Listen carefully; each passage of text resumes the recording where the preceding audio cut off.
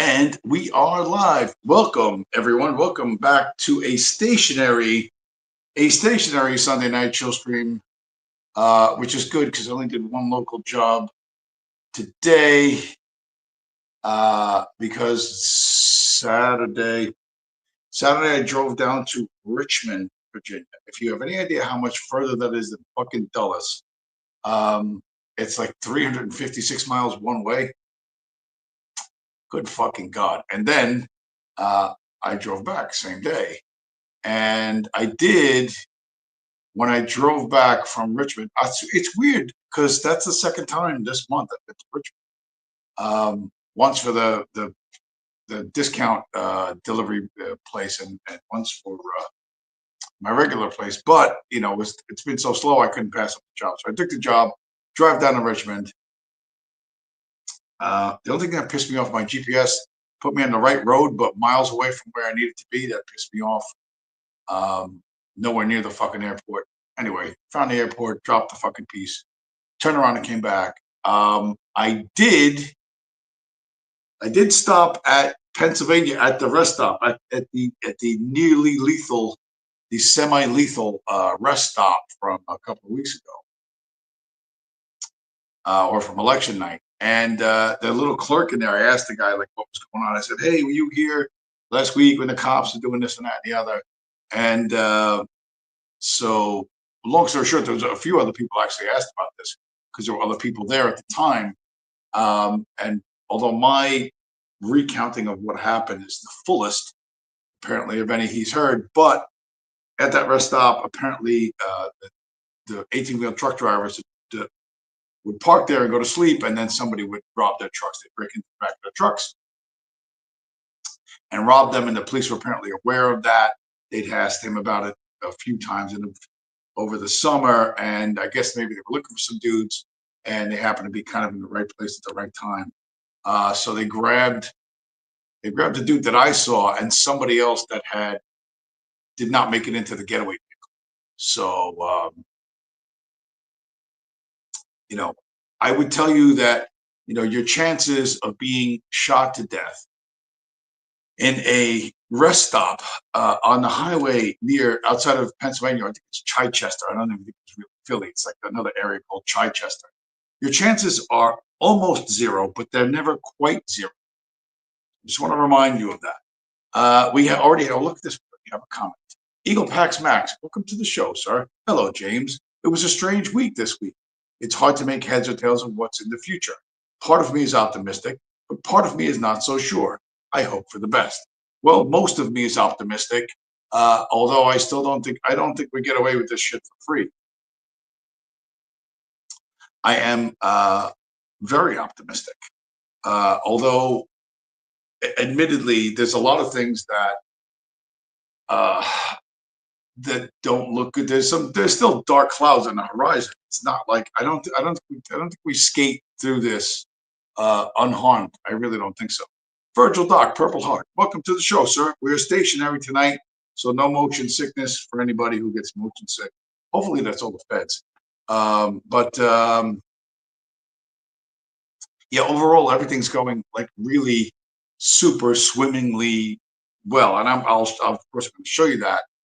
But title of tonight's stream is Wen Not If, and for Bitcoin people, they used to say, when are we going to the moon? When is the price going to take off to the moon? And so a lot of things are inevitable. It's inevitable right now. I think the time I hit go live, we're at $90,000 Bitcoin again. And if you consider the last, 16 years, 15 years, going to be 16 years in January, this thing went from 5 Bitcoins for free that they would email to you, right? To a nickel a piece, to $1 a piece, to now $90,000 for 1 Bitcoin, right? It went from magic internet money to, money you paid your pot dealer with or your drug dealer with, money for terrorists, money for the alt-right, it's not backed by anything. Who's backing Bitcoin? Who's your backer? Blah, blah, blah, blah, right? And now we have a vice presidential candidate who holds Bitcoin. There are senators that hold Bitcoin. There are congressmen that hold Bitcoin. The President-elect Donald Trump has said he wants to create a strategic Bitcoin reserve. To be honest, I guess I'll start with this because I just dismissed it as just Trump talking shit. You know what I mean? Just he sees that Bitcoin was the hot thing and he wants to get in front of it. So his people write up something where, he makes some outrageous promise. And I really didn't think a great deal about it. Yes, there's this. I showed this last week. Senator Cynthia Lummis, who says, we can get this done in 100 days. I don't know if that can really be done that quickly, but it might be. What really started bending my mind towards this is a couple of things, not the least of which is this. This woman is named, I think her name Alice Goodstein. So I'm guessing she's a member of the tribe. But she says Bitcoin could become the next strategic reserve asset. And you say, well, who, James? Who is this? Who is this woman in a red dress? Talking about Bitcoin becoming a strategic reserve. So we went from magic internet money to now we're going to bolster or augment the US dollar with this thing. That's a fucking long way to come in just 15 years. But this is a 24-second clip of Mrs. Goldstein on CNBC talking about who she is, who she represents, and what they think about Bitcoin.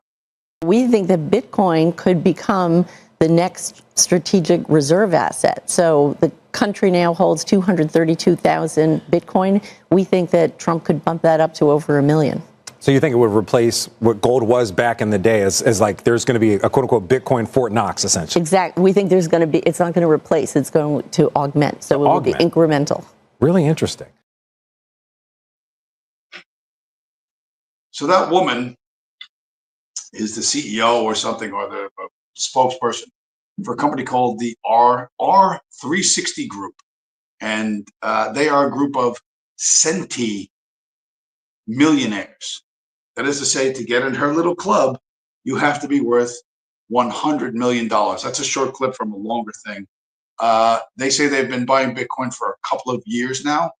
And they believe that Bitcoin could become something to augment the US dollar in our currently debt-ridden and inflationary environment. And that is interesting as fuck. It's one thing if Trump, fucking runs his mouth. It's another thing, that a senator from Wyoming that nobody's ever heard of is hopeful about it. But now you have a group of exceptionally wealthy people thinking, hey, we think this is going to happen. And I'm like, I'm going, okay, you know what? I think this could happen. I think this could actually happen. And, there are, when I said, Bitcoin's going to eat the world, Bitcoin's going to fucking destroy fiat currency, right? We don't win until fiat currencies, you see it in a fucking museum. You know what I mean? That kids learn in history books that you used to take a paper coupon, in exchange for your labor. Until fiat currency, whether it's a paper coupon or it's an electronic credit in a government database, until that becomes history, we don't win. But we're going to win. We're going to beat everyone and everything. And so I'm going to show you that this is not just this is not some flop sweat nonsense from some dude who's living in a 1-bedroom apartment in New Jersey. There's a lot of people and a lot of serious organizations that are looking at Bitcoin with very, very different eyes. Particularly, to go back to my near-death experience in the land of the Liberty Bell, though even they got their minds right. Check this out. Look, Pennsylvania is to buy Bitcoin with 10% of its $7 billion reserves if it passes the Bitcoin Strategic Reserve Act. So Pennsylvania is about to drop, what is that, almost $1 billion and buy Bitcoin. This is a state. This is their own Bitcoin strategic reserve of the state. Yeah, this is called huge adoption. You still think Bitcoin's only for drug dealers and all this, whatever, all those lies? So the state of Pennsylvania, if the federal government has a strategic Bitcoin reserve, they're going to have their own strategic Bitcoin reserve. And that's kind of a big deal. Big if true. When you look at something like, where's my man's? When you look at something like this, right? This is Nayib Bukele, president of El Salvador. And like I said, he takes a victory lap as the El Salvador Bitcoin stash hits $100 million in profit. El Salvador, the first nation state to adopt Bitcoin as legal tender alongside the US dollar. People have noticed that this guy is a fucking winner, that they told him not to do it and this bad thing was going to happen and that bad thing was going to happen. And he ignored them and things worked out for him. And this motherfucker's a boss. And when I say he's a boss, he's an actual boss. I got video of Bukele, who's not a very tall man, along with my favorite punching bag, Elon Musk. Musk, you know, they were beefing on Twitter or something like that. They were arguing. And so Musk, you know, they told him to go down there and play nice with Bukele. And here's some video. And I want you what they're saying doesn't matter as much as their body language. I really want you to look at their body language, especially when they're in the conference room. The whole video is less than a minute. It's like 45 seconds. But watch their body language. Watch how Elon Musk, presents himself, and watch how Bukele presents himself. Welcome to Tesla. Thank you. Yeah, it's 3 times the size of the Pentagon. It's like the U.S. could go for another 3. Maybe we're just like bacteria. We're just But an Antilles, gravity said that maybe we're too. Gravity, put it in a column. Sure. The ant feels it has better. She bites you. Bacteria really have no idea. I mean, you see them. Like. Oh, this Coke one's Cola. warmer. I know. Diet Coke's is turbo branding. The original roasted. We make roast. Yeah, we should have one on display. Yeah, it's beautiful. Yeah. Right. Again, It's not. So, I watched that video a couple of times. In the conference room, Elon Musk is leaning in. He's drinking his coffee, and he's leaning in, listening intently to Bukele, who's leaning back. He's leaning back and going, hey, this is how it works. And then Elon Musk opens the fridge door for Bukele to get a Diet Coke or whatever the fuck he was drinking. And I thought, oh, that's odd. The richest man on the planet is playing like a butler to some little half a Mexican bro, like some kind of half-ass Mexican who thinks they're in a separate country. That's super fucking interesting. The body language there, if you could do the green line analysis of them sitting in that conference room, fucking Musk is leaning in like this and Bukele is leaning back like that. The green line analysis is pretty fucking obvious. Everybody knows that I hate Musk, and I got stuff on him I'll show next week. But we're fucking winning. I'm not being a crazy person when I tell you we are fucking winning. We're winning everywhere, all over the fucking world in ways you still can't wrap your fucking head around.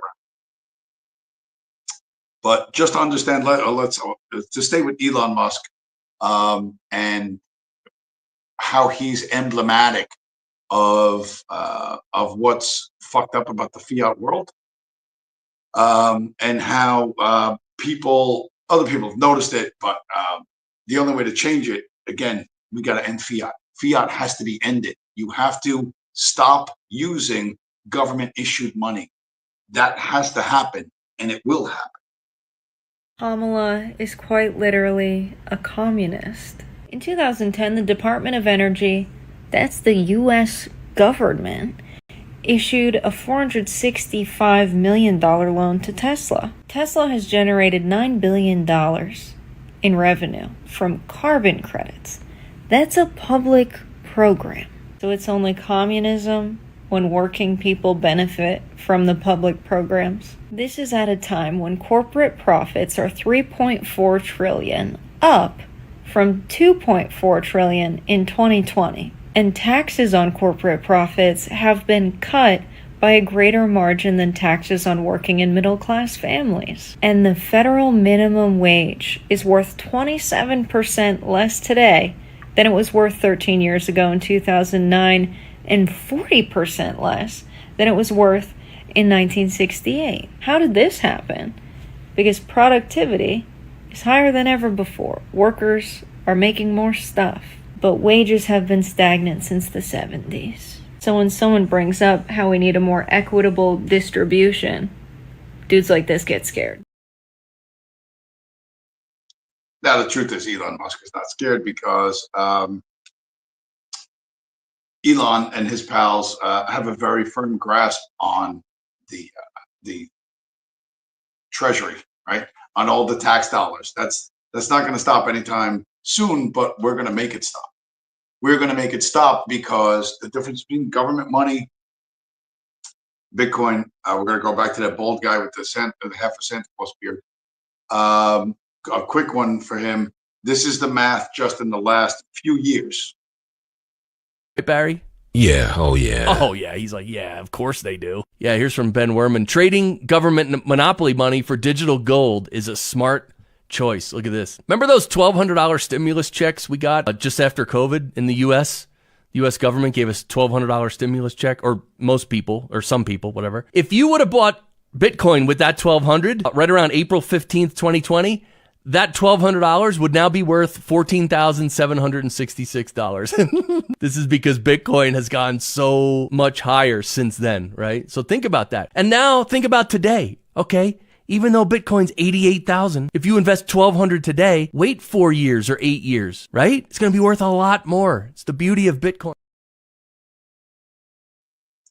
So this guy's saying the same thing that I say, is that you have to think forward. You have to think about how much weaker the US dollar is going to get and how much everything else is going to rise. And you probably don't have a lot of money to throw into the stock market, and it's tough to buy real estate in a good area, and you don't have the money for a Renoir painting, you know what I mean, or a Stradivarius violin. You can't buy, you can't buy 6 inches worth of dirt in Orange County or Park Avenue in Manhattan. You just can't do that, right?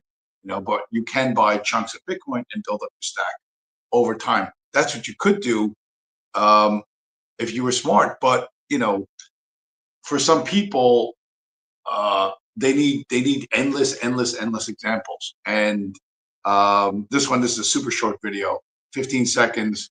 It's been shown on social media a bunch of times with various different price differentials, but I think it was from 2012.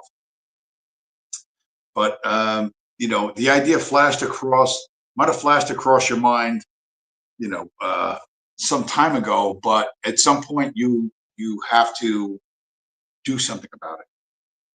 Went online and I bought 1 Bitcoin last night. Really? It's the future. I don't know. It didn't feel real. Oh, real's gonna change. Just watch. 2012, Bitcoin was $7, right? You could buy them on PayPal.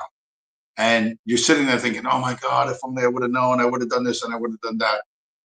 That's the entirely wrong thinking. What you have to think is, what do I have today? And how can I, as quickly and as expediently as possible, turn my government money into Bitcoin? Because the government money is going to be worth less and less and less over time, period, end of story. Period, end of story. Even though the U.S., I meant to show this last week, and then I couldn't find it because it was probably on the fucking road. And hitting the button while holding the steering wheel, harder than you think. A skill that I am self-taught at. But you remember I showed that video of the Chinese wheat harvest. China actually produces more wheat than any other country on the face of the earth. But they showed the Chinese making tons and tons and tons of wheat, which is good news because bread will be cheap. But if you think America cannot compete with those slant-eyed motherfuckers, you are wrong. We can beat the chopstick jockeys. How can we do it? We can do it in the traditional American way.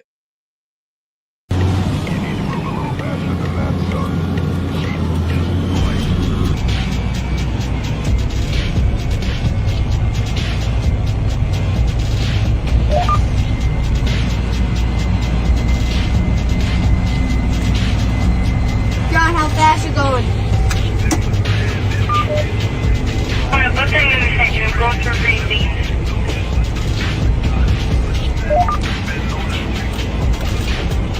About 5. I'm gonna be going 5.4.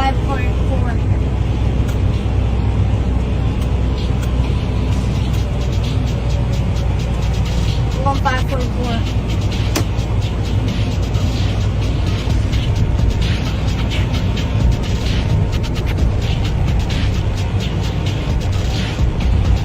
Hurry up!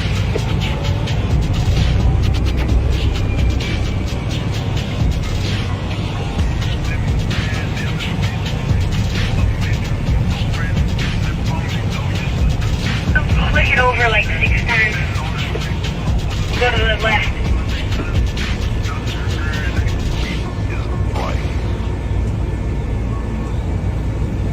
Is that better?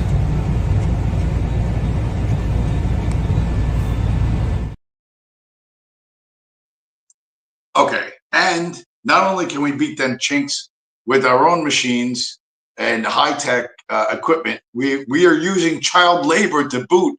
We're gonna beat them fucking Chi-Coms. Oh, we're gonna get them. But seriously, folks, obviously the parents taught those kids how to use that equipment, and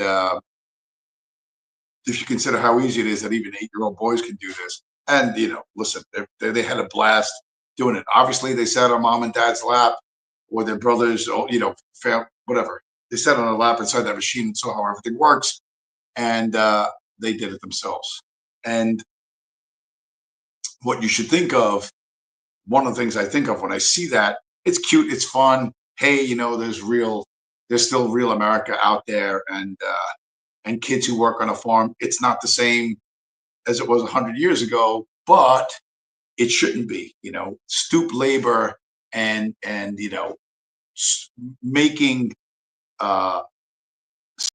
simple but important things like food security, making it excessively complex is just dumb. It should be easy, literally easy enough for a child to do. Now, I don't think the kid should be working 40 hours doing that.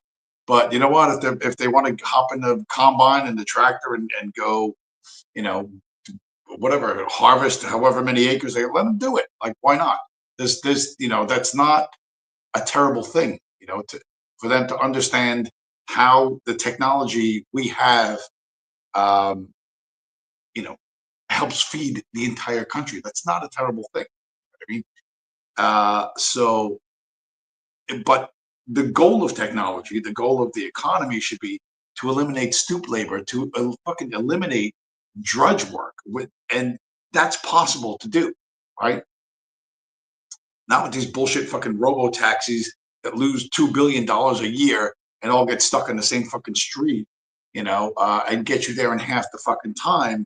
Technology should be used to enhance our lives, not increase the misery and the drudgery and the problems. But we're not there yet, because when you have a group of people that can just print whatever they want by hitting a fucking button and buy real assets that are valuable, and force you to work for fucking coolie wages, we're gonna have this. So, and this has to change. The value that those children receive from watching their parents work, how it works, and being able to have the confidence to do that themselves. You know what I mean? Hey, come on, mom, dad, I want to run the track, and to be in an environment where they go, yeah, okay, because their parents know how easy it is, produces an entirely different type of child than the one I'm about to show you. This is a 24-second clip of some people across the pond in England who managed to, at one point, secure generational wealth, and this was the ultimate result.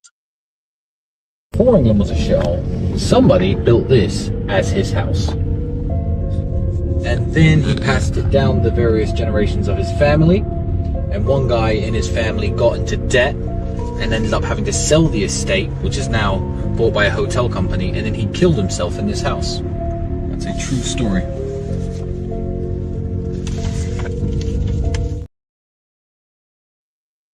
Can you imagine living there, right? Look at how fucking fabulous that fucking looks. But you can pass down, you know, the unimportant parts of life to your children and your grandchildren. But if they don't struggle, if they don't make mistakes, if they don't have to self-correct, if they never have to limit themselves, if they just live forever off of value created by others, they're going to do something stupid like get into debt. They're going to have to sell the family home. And then they realize they're going to be forced into a world, and trust me, it was probably nowhere near as bad as that person thought. They're going to be forced into a world where now you have to, you know, your decisions have consequences, and you have to live with that. And that's not something this person had ever experienced. So, you know, to clear the family name, he sold the property, and then he goes and fucking kills himself in the fucking house, you know, because he can't live, you know, he doesn't have the skills to live, right? Whereas those two kids riding the fucking tractors, you could, you know, in 5 or 10 years, you could throw those kids into any environment anywhere on the planet Earth, and I guarantee you, their brains will start working to fucking solve problems, and they'll be more than willing to fucking work to make shit happen. Those qualities are the important qualities, not how you fucking dress, not your manners, which fork to use with this salad, and how to hold your pinky when you're fucking drinking a cup of tea. You know, all of that superficial stuff. Life will throw you some challenges, some fucking problems, and you need to respond appropriately. And they're going to be different things for different people. But if you can't pass resilience and problem solving skills into your children and your grandchildren, you fucking fail. You know, everyone's about piling up the material wealth as an external validation of their efforts, but you end up screwing your children and your grandchildren sooner or later, and so there's, you know, not to say that you shouldn't pursue better material circumstances, but you should understand that's secondary to the real abilities. But America doesn't do that. America does dumb shit because we are an empire in decline. What was this one? I want to see what the hell what was this one? Can't remember what this one was. Oh yeah. Oh, okay. Yeah. Let's this will lead into the next series of screen shares and videos. The Bitcoin blockchain was used to officially secure an election in Screven County, Georgia, and ensure that the votes would not be altered. So this is a use for Bitcoin that you don't think of. You say, well, what do you mean Bitcoin was used to secure an election? The Bitcoin blockchain, the blocks that contain all the transactions, can contain other things as well. You can add something into that block if you pay a miner to do so. And the results of this election, the people in Screven County, Georgia, paid to have the results of their county, right? The votes, how they were counted, added to the Bitcoin blockchain forever.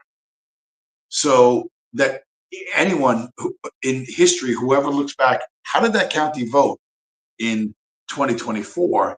They will know without a doubt, because that will be part of the Bitcoin blockchain, part of this public ledger forever. Bitcoin can be used to secure things you didn't think, information, you know, all sorts of fucking knowledge that you didn't think was a use case for this. You think, oh, it's just a get rich quick scheme or whatever. There's a lot more uses out there than you currently understand. Many, many, many more uses than you understand. And we are going to we're gonna continue to be useful in ways that that people, more useful than the human cattle that they fucking bring in. This is that guy, the Fed. He's not the chairman, but he's like the vice chairman or something. Guy Kashkari. There's memes of him. He's the one that's saying there's an infinite amount of cash in the Federal Reserve. And but he says, if Trump deports people, and Trump's not deporting anybody. I don't know why these people believe in this delusional nonsense. If Trump deports people, it could deport labor for business. Where will we get the cheap labor?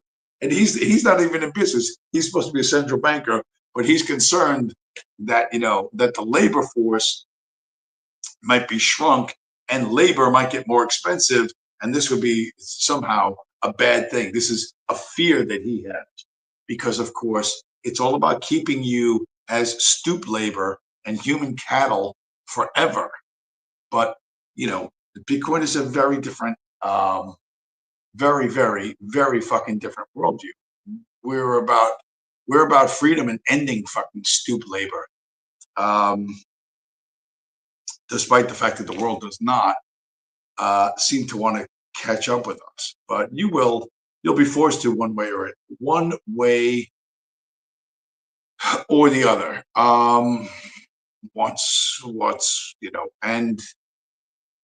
And we don't have that much. Our plan is basically don't use government money. Our plan is like this guy. This is my man's, the super chink who cleans toilets, who used to clean toilets in a Denny's, and who's now one of the richest men on the face of the earth. Jensen Huang reveals that his supercomputer chip, NVIDIA, does not have a long-term strategy or plan. And the reason why is because the same reason that he doesn't wear a watch, because you have to solve problems. If you're busy going to the next step of the plan, but you haven't solved the problem, well then the plan becomes more important than the reality. But that ability to manage your own time and your own resources is super critical. And this deep state hates that, right? The deep state is, and personified is Amazon, right? Amazon.com, what's that guy? Fucking all the Canadian dude. What's his name? I forget. I sent him money one time. When he was in trouble. Can't remember the fucking guy's name. He's like a goofball Christian who loves Jews more than he loves anything else. And he has salvation anxiety.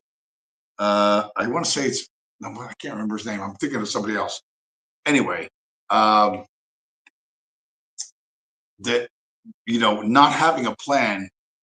This guy noticed that Amazon wants to take over everything. Supermarkets, they want to sell you everything. They're going to keep track of everything you ever did. And people forget that, or they don't know, Jeff Bezos's grandfather was head of the Atomic Energy Commission. He was the youngest vice president ever at Salomon Brothers Incorporated, no longer exists, on Wall Street, and that he was a graduate of Princeton University, an Ivy Leaguer, the elite insider of insiders. And you would think, well, isn't that enough? And the answer is no, it's not fucking enough.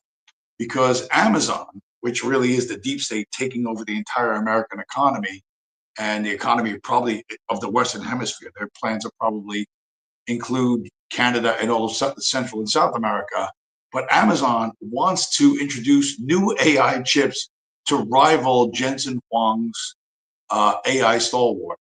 We want to be the best place to run NVIDIA.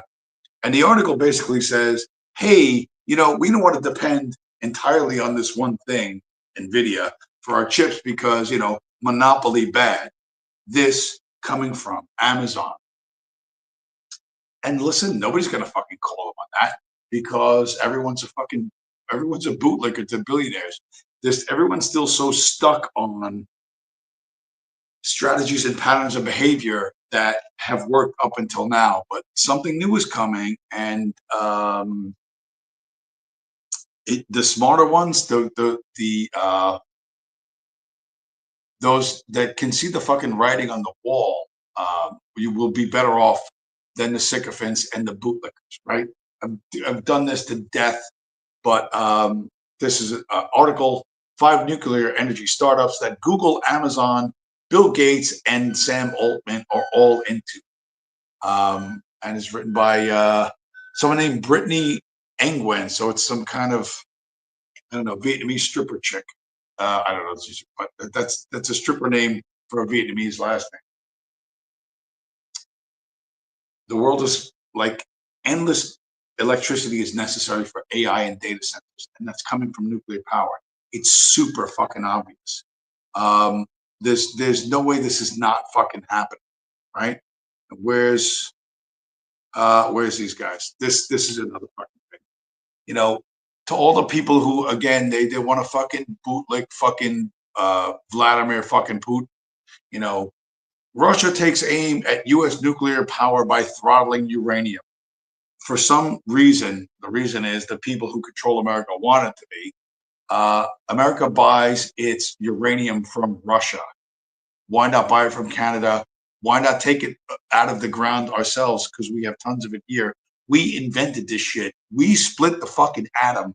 We came up with the first nuclear power plants. We literally handed all this technology to the fucking communists on a fucking silver platter, and they still fucking failed, right?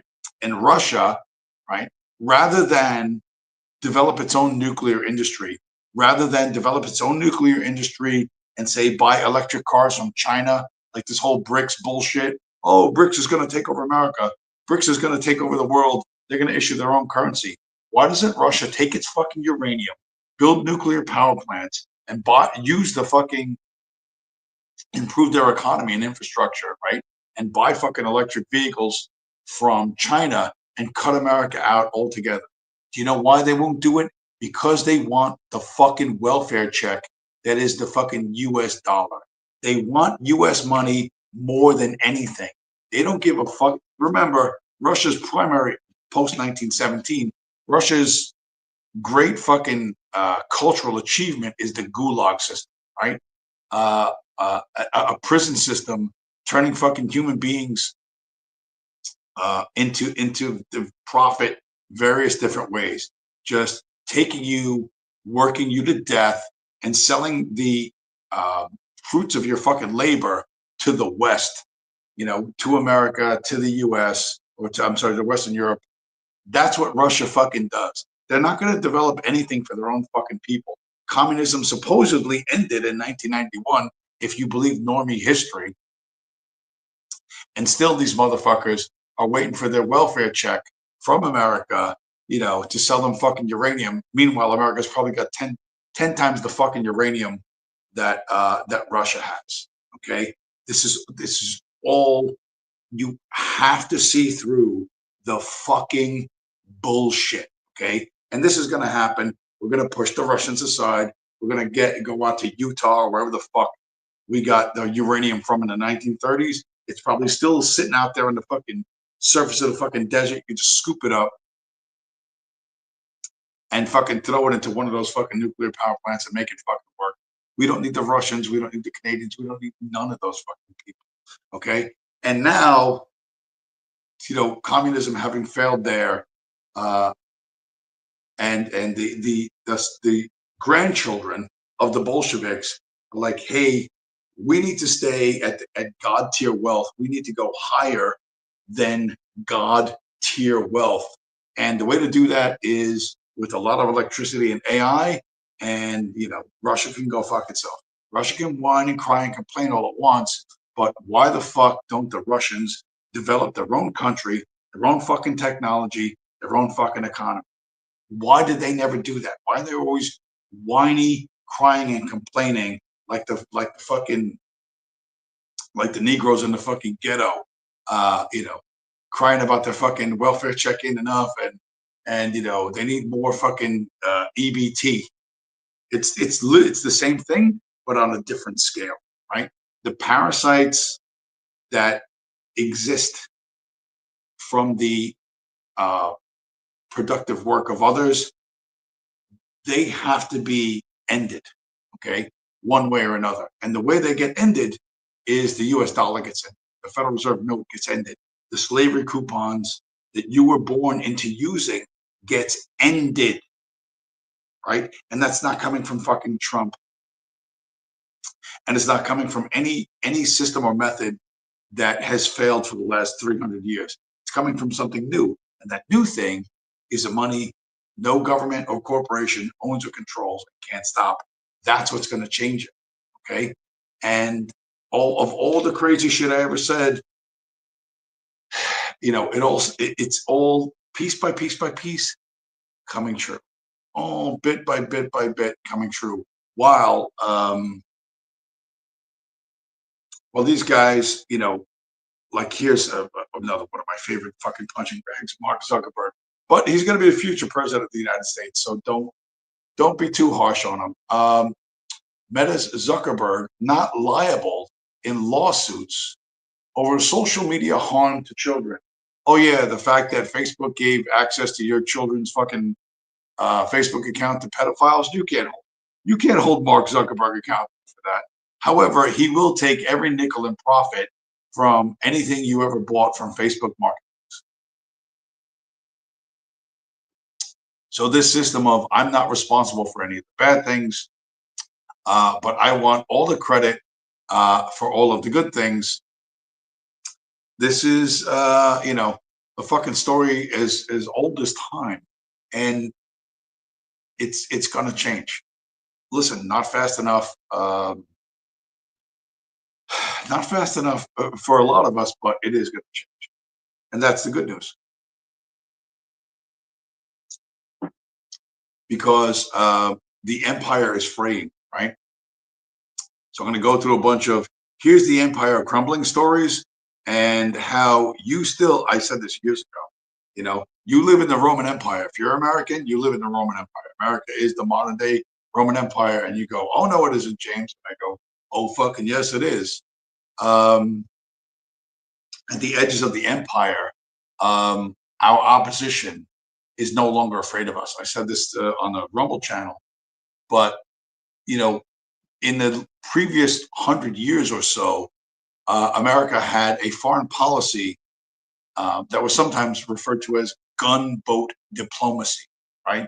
If somebody, some small nation that America had a problem with, or you know, some sort of foreign policy dispute with, we would just send an aircraft carrier to park off the coast of their fucking country, and we buzz some fighter planes around and scare the living shit out of the people who live nearby, and the local government would fall down as fast as they could and lick our fucking boots. Well, that's not true in the Middle East anymore. That's not true in Yemen.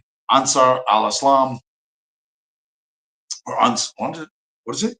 Ansar Allah, right? Ansar Allah, or sometimes called the Houthis, they don't give a fucking shit. Like, you're off the fucking coast, they don't care. You sent battleships, they don't fucking care. They are willing to fight anybody at any size. They are not worried at all about U.S. fucking Navy anything, right? The Red Sea commander says that magazine depth is needed to stop drone swarm attacks. That means we have to stay so far away to get away from the drones, we can't shoot them all down. They have more drones than we have ammo to shoot them with. This includes Air Force F-15 pilots recounting how they have to, they ran out of air-to-air missiles in shooting down whatever the fuck they were shooting down, and they had to go chasing after drones with their machine guns. This is an empire crumbling. This is an empire crumbling. This is an empire crumbling. We can't deal with this shit in any real way. This story, I saw this today. I was hoping I would get to see it live, but I did not. Teterboro Airport to host military aircraft for New Jersey Jets game this weekend. So there was a football game today, Sunday. It's sports ball day. The whatever the fuck, I can't remember the name of the stadium. It's right near Teterboro Airport, and they had two F-18 fighter jets do a flyover or flyby or whatever over the football game, which is safe because I don't think there's any Houthi rebels inside the Meadowlands shooting missiles at our planes. So they probably figured it was pretty safe to fly those planes over the sports ball game. But it's such an empty fucking display of military dominance. While the reality is, on the other side of the earth, our opposition, those who disagree with our foreign policy, who are not bending the knee when the Navy parks off their fucking coast, they don't give a fucking shit. They're going to fight all day and all night forever with everything they have. Another story from this week. Houthis came close to hitting a U.S. Navy nuclear aircraft carrier with a missile. How close? I don't know. But close enough that it became a story. And if they do hit one of these fucking things, what do we do? How do we respond? How do we respond? I don't know. The empire's fucking crumbling. The empire is crumbling, but, you know, there's plenty of bread in circuses. Plenty of bread in circuses. Particularly, Donald Trump is exceptionally good at this. But I said that you live in the Roman Empire, so I'm going to show you.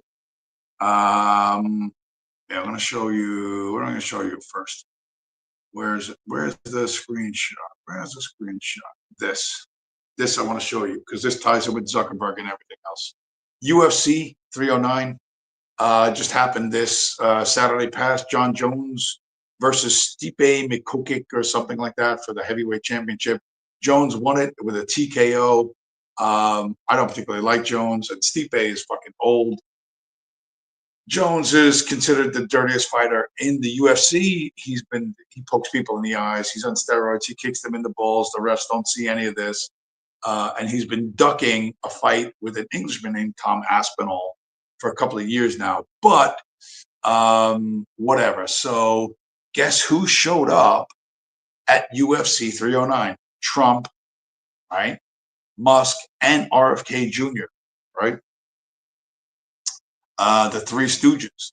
I told you that the UFC and mixed martial arts is the fucking key to the White House. It's going to be the key to the White House for Mark Zuckerberg.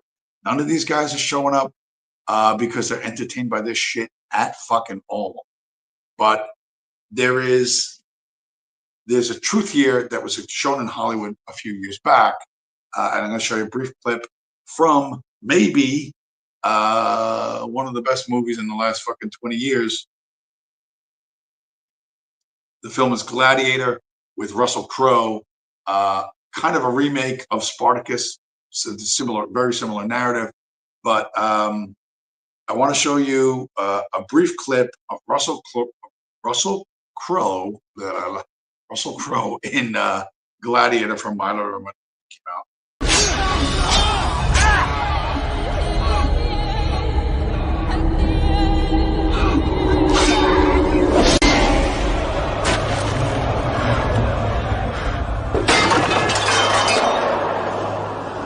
Entertained?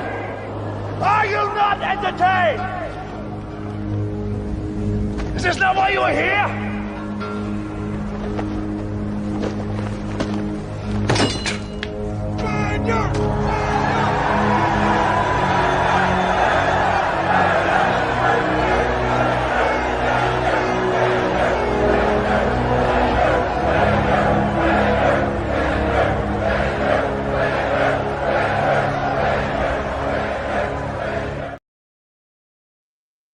So there's Russell Crowe. He almost died after the big battle in Germania, and he ends up in the fucking edge of the fucking empire as a gladiator.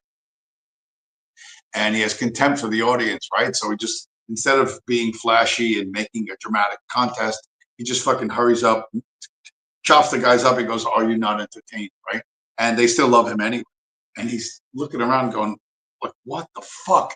Like, is there nothing I can do that they won't fucking, they just pour their adoration onto them, right? And you're like, okay. And then later the film advances and he goes to Rome and he's fighting in the Colosseum And then he sees what's his name, Joaquin Phoenix, who's playing Emperor Commodus, whatever. And he realizes that by manipulating the crowd, he has the power to turn the crowd against the emperor, right? And then, of course, Commodus, the Joaquin Phoenix character, realizes like, holy shit, this motherfucker could have me killed. He could have. This is like some type of coup. And so he tries to have Russell Crowe and his band of merry men, band of merry gladiators, killed. You should watch the movie again. You should absolutely watch the movie again, because there's a lot of stuff there that's happening today. And you go, oh, no, it isn't, James. And I go, oh, fucking yes, it is. Here is an 8-second clip, from UFC 309. You probably didn't watch it, but this will make my point exactly.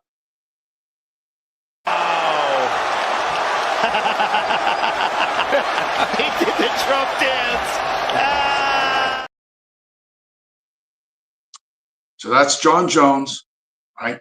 After he did a spinning back kick, knocked Stipe Miocic up against the fence, dropped him, went in, finished him off. And then as the crowd went nuts, John Jones did the little Trump dance, and he pointed right at Emperor Trump. You go, oh, he's not an emperor. Listen to me. Trump is effectively the emperor of the Roman Empire at this point, right? We are the Roman Empire. And all of this shit, the fucking crowd screaming for fucking blood, the UFC about to change its rules to make shit even more brutal. They got to have a dark-skinned, anti-white champion. That's John Jones, without a doubt, right? And Jones, smart enough to seize the moment, right, to my emperor, Donald Trump. It's fucking perfect.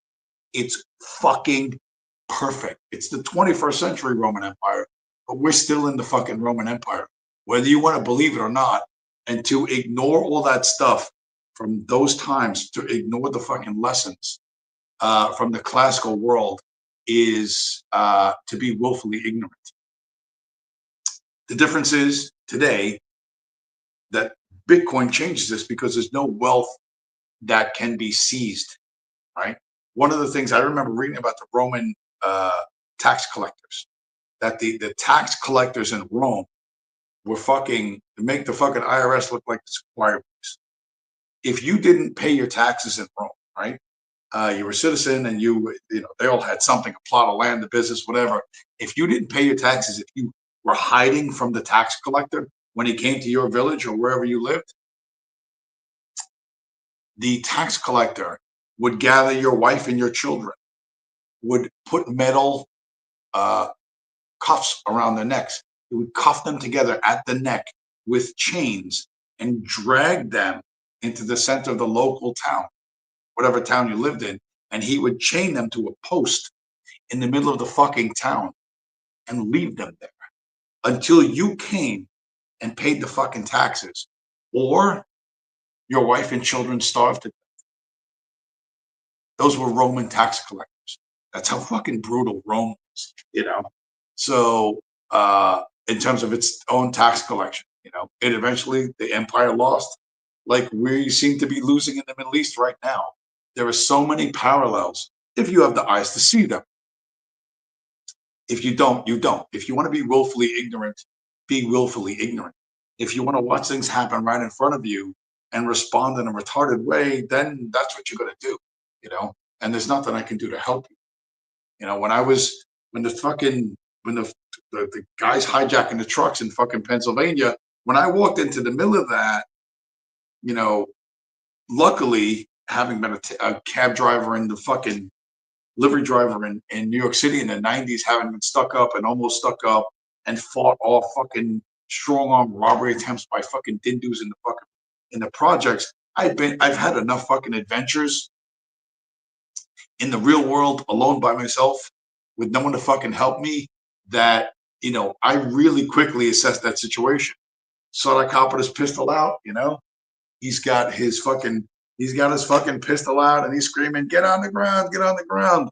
And I'm like in the line of fire, and in my head, I heard my voice go, I'm downrange. I need to fucking move. I saw that fucking concrete column, or the brick column, whatever, and I got behind it, and I was like, okay, now I can't get shot. I didn't stand there and go, oh my God, I can't believe this is happening. Oh my God, what, I can't believe it. I didn't freeze up. I don't question like, gee, am I seeing what I'm really seeing? I know what I'm seeing. I've seen similar things like this before. I've been in related situations before, and I know I got to get myself to safety. And that's what I did. It's not heroic. It's just clear thinking in a bad situation, right? In a situation not of my own choosing. I had nothing to do with this. I literally just stopped to take a piss, right? You know, listen, luck was with me. That cop was not a trigger happy psychopath, because things might have turned out very differently. But it's that circumstance is kind of where your life is. Whether you think the threat is close to you or far away, that's really what's happening. And you need to see what the threat is and then get yourself to safety, right? And the threat to your future prosperity, to your future fucking just regular fucking comfort as the fucking empire collapses, is the threat to you is you're too dumb to let go of government money. That's the threat. You are the biggest threat to yourself. And if you can't do that, you'll never be able to set your children or your grandchildren up in a situation where they get to kill themselves in a big mansion, in a super mansion that you built. You know what I mean? Well, hopefully that won't happen, but you got to be smart about things. You got to listen. You got to really be smarter. You got to be smarter about fucking things than you really are. And you know, I said it time and time again. Nobody's coming to rescue you. And if you're smart, you trade your government money for Bitcoin, and then you just become a normie. You just become a fucking normie. Here's this. Maybe I'll finish with this. Maybe the most interesting story, really interesting story to me, because because of the missing pieces. What was this? This happened earlier this year. A Connecticut couple, right, was kidnapped in broad daylight by 6 dudes who look like this. These are the guys. These 6 guys kidnapped a couple of multimillionaires in broad daylight. I think it was in Westport, Connecticut. And you think, what the fuck do these fucking skells, what do they have to do with the multimillionaire type person? Well, whoever this multimillionaire dude was, he was running his mouth about how much Bitcoin he had. He was running his mouth about, you know, that he bought Bitcoin back in the day. And somehow, I'm sorry, Danbury. I said Westport, Danbury. Danbury couple carjacked, kidnapped in broad daylight. A group of Florida men carjacked and kidnapped the couple in broad daylight near Damia Drive in Danbury. The orchestrated act included ramming the couple's Lamborghini and throwing 2 victims into a waiting van to be tied up and driven away, according to Danbury police. Bystanders witnessed what happened and called 911. Don't run your mouth. Be careful what you fucking say. You know, try not to brag about how smart you fucking think you are. Because, and again, this is the couple in the Lambo, right? Bragging about these are Bitcoin people who fucking, driving a Lambo.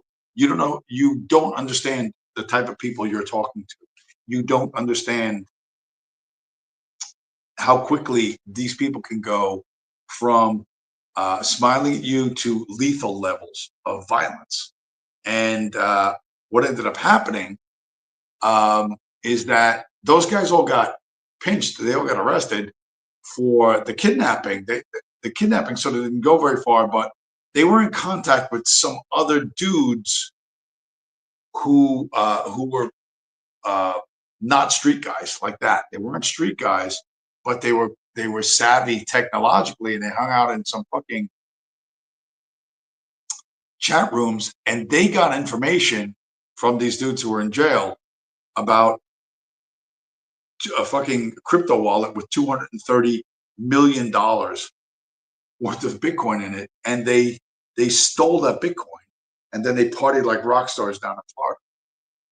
They went crazy and hired fucking mega yachts and bought Lamborghinis themselves, and they ended up getting arrested. But the guys who stole the crypto were like, they were nerds. They weren't. They didn't look like these guys, right? These guys, if you saw them, you would cross the street. You wouldn't want to be in the same side of the sidewalk as them. But yeah, you want to be smart about what you say and what you do.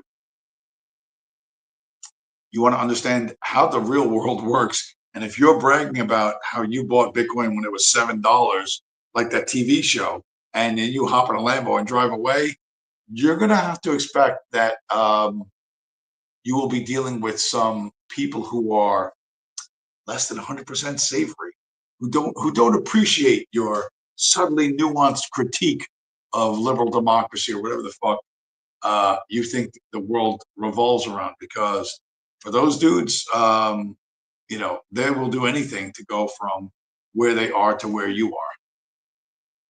Any amount of fucking violence. You want to be smart about that shit.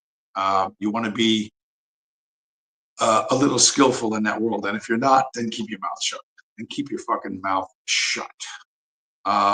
So yeah. That is where we are. Going to be some bumps along the way? Yeah, going to be some bumps along the way, but we're going to fucking win. Pennsylvania, Poland, everyone, everything is going to change. And the conversation is going to be, why the fuck is Bitcoin $1 million? Why is it worth so much? And why is the dollar falling? And that's going to spark, I don't know what. That's where I think the problem's going to come in. Because, listen, it's when, not if. It's when, not if. And I don't know. It's impossible to predict. You have nation states now competing to have a strategic Bitcoin reserve. The Polish guy, he's not president yet, but the idea is out there, and other people are hearing this and they're going, should we do this? How do we do this? How can we do this? The race is fucking on. And you have an insatiable desire for a very strictly limited commodity. And this has never happened in the history of the world before.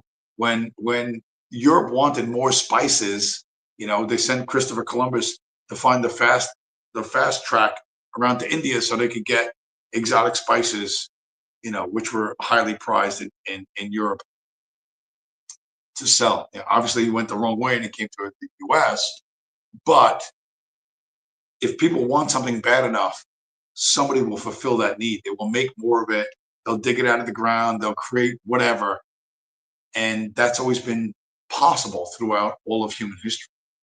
But with Bitcoin, that's not possible. It's 21 million. There's only ever going to be 21 million. And no matter how bad you want it, you can't even get it faster. Pour all the money you want into it, and you can't get more than 3.5 Bitcoin every 10 minutes. And the fluctuation in the price has to do not with Bitcoin, but with your attitude and what you're willing to do to get it. And when I say you, I mean anyone. And when large groups of very powerful organizations and nation states say, I want that, and then they're told, no, you can't have it, they're going to go, what do you mean? Bring it to me, give it to me.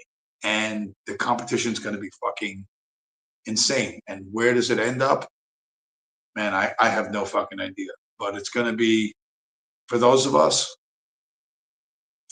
who have switched my mindset from I hold US dollars to I hold Bitcoin, being on this side of it, right? Being on the Bitcoin side of the equation, not the government permission slip side of the equation. It's, just get the fucking popcorn because it's gonna be a once in history thing, and it's gonna be amazing to fucking see. And at the end of it, a lot of what we hate will be wiped from the earth forever, because if a parasite does not have a host, if you can't extract value from others against their will, how do you survive? Right? You can't survive. And that's the world we're building. Invite you to come along. It would be smart of you to come along now rather than being forced to do it later. But, you're going to do you, And one of the things you should do, of course, is smash up the like button. Because if you don't smash up the like button, how can those pricks in the fucking NSA building in Manhattan know what to do on their fucking after fucking their lunch hour, right? They have to come make it look like nobody watches the show and nobody smashes up the like button. Anyway, with that, we are at 1 hour, 6 minutes. It is November 17th, 2024. Hanging around 90K on Bitcoin. Let's see us break 100K and people start to go, what the fuck? It's going to be a really, really interesting time. So, Eagle Pax Max, Virgil Dark Purple Heart, everybody watching, every lurker, and everyone that will watch in the coming week. Thanks for stopping by, guys. I'll talk to you again at the end of the week.